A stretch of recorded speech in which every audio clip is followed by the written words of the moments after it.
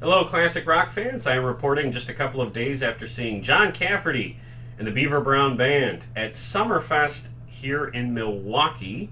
John Cafferty is one of those artists that I really never expected to see live. And this show is a great example of why I love Summerfest. If you've seen some of my other Summerfest reviews, you might have seen me express some frustrations about some decisions that Summerfest has made in the last couple of years, and they do frustrate me from time to time. I think they do a lot of things that are not necessarily in the best interest for fans, but despite all of those complaints, I am always going to appreciate Summerfest because it has allowed me to see so many acts that I am a fan of over the years that I don't believe I really would have got a chance to otherwise. I think John Cafferty was one of those acts because I've never heard of him playing in Milwaukee in all the years I've been following concerts. And I've definitely been keeping an eye out for him because I've been a fan of his since high school. And I've been a fan since high school because that was back when I saw a lot of movies. These movies in particular.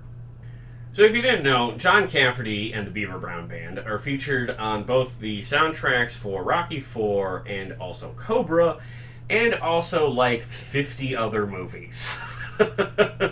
Perhaps most famously a film called Eddie and the Cruisers, which, if you can believe it, being the big 80s movie fan that I am, I've never seen, although I will soon.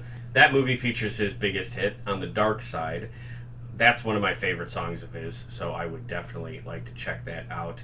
He opened his show with a couple of songs and then said immediately that he's been on all sorts of soundtracks. He was very much a soundtrack artist through the 80s, and I think that's at least in part because John Cafferty very much has a Bruce Springsteen vibe to him. Specifically, a Born in the USA era Bruce Springsteen vibe to him. He's got a deeper voice. He comes from Rhode Island, which isn't all that far away from New Jersey, which is where Bruce Springsteen is from. And I don't know, he's just kind of got that man of the people sort of sound that Springsteen is famous for. And frankly, I've just seen a lot written about him online comparing his work to Springsteen's, specifically 80s Springsteen. Which is great for me, because that's my favorite era of Bruce Springsteen. If the criticism of John Cafferty is that he sounds like a ripoff of 80s Springsteen, well, that's not going to make me lose interest. It's going to do the opposite. Yeah, the fact of the matter was, Springsteen was one of the biggest bands of the 80s, so it shouldn't be any surprise that artists that sounded like him got a little bit of a push around that time, too. So if you're not familiar with John Cafferty at all, but you like Bruce Springsteen, I would recommend checking out some of his discography. There's some familiarity there that might actually really work for you. Enough about Springsteen, let's talk about the show that John Cafferty played at Summerfest, which I thought was really fun.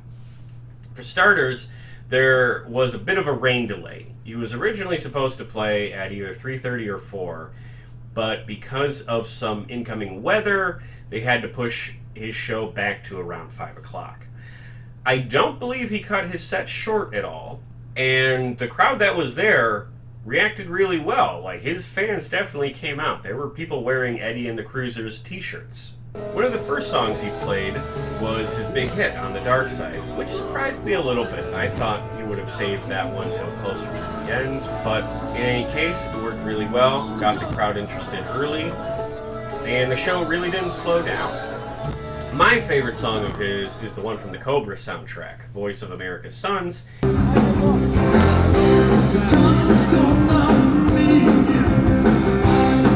He played that around the middle point of the set, and I was really happy I got a chance to hear that. I absolutely love that song. Now, the only song that I was hoping to hear that he skipped was, unfortunately, Hearts on Fire from Rocky IV.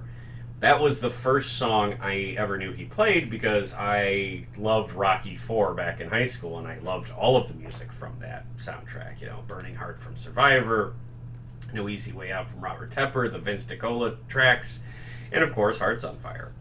So I was hoping to hear that at Summerfest, and I know he does do that song from time to time.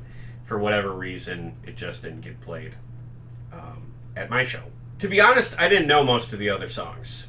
Tracks like Wild Summer Nights, Some Like It Hot, Blue Moonlight Drive, these were new to me because I'm not an expert on John Cafferty's catalog, but I will say I enjoyed them.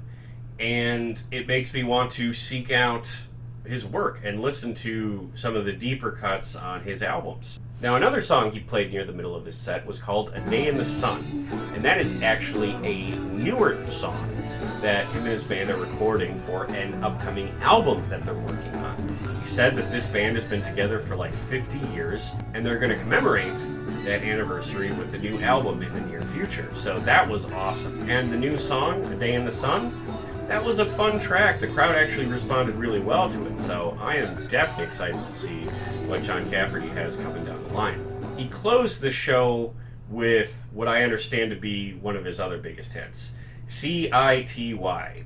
I had heard that song once or twice before. It doesn't really get radio play where I live, but the crowd definitely knew it, and people were singing along. And of the songs of his that I know, I enjoy that one quite a bit, so that was a strong close to the set. And then after that, he had a short encore break and came out and played 2 more songs, neither of which I was familiar with. I would describe the show as a whole as consistent.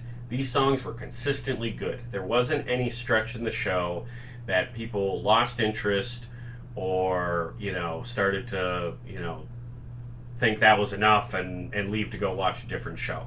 Like, the energy stayed good, the band was fun, there was definitely a sense of camaraderie among these guys, and I wish they had a little bit more time. I wish they could have played a little bit longer. I really wish they would have played Hearts on Fire, because I think a lot of people, beyond just me, know that song and love it as much as at least some of the other ones he played. So, if John Cafferty comes to your town, I would definitely recommend go seeing him. If you're not terribly familiar with some of his songs, start with some of the stuff that was on those 80s movie soundtracks like Eddie and the Cruiser and Cobra and Rocky IV. Start with those and then get a little deeper from there. Like I said before, if you like 80s Springsteen, I think you're going to like what he does in these soundtracks and also on his own albums. Here's where I'll embarrass myself a little bit. I enjoy the show The Family Stallone. Yes, that's Sylvester Stallone's reality show with his wife and daughters. But in one of the episodes of that show, Sly goes with his brother Frank to one of Frank's concerts, and the opening act for Frank is John Cafferty. So John Cafferty shows up in The Family Stallone for a brief moment. They were in Rocky IV. They were in Cobra. For John Cafferty and the Beaver Brown Band. And that was cool because I watched that episode just a couple of weeks before seeing this concert. So there's another fan base that might be into John Cafferty's work. Stallone fans. So obviously Sly and Frank are fans of John Cafferty, and that's all I need to hear. Count me in. That, and also one of the most funny band names I've ever heard for a backing group, John Cafferty and the Beaver Brown Band. Not the Brown Beaver Band, not Winona's Big Brown Beaver, no, the Beaver Brown Band. So if they come to your town, check them out, it'll be a good time. Otherwise, thank you for watching. Please subscribe. Please find the links to our social media in the description below. If you're a fan of classic rock, please take a look at some of the other concert reviews on this channel. I guarantee you I've talked about a different artist you are a fan of. And if you are a fan of classic rock, I don't know if you know this, but I host a podcast about classic rock, and I think you would enjoy that as well. We've had a lot of great guests on recently, and the link to that is also in the description below. So thank you again for tuning in. Check out John Cafferty and the Beaver Brown Band if they come to town. Keep rocking.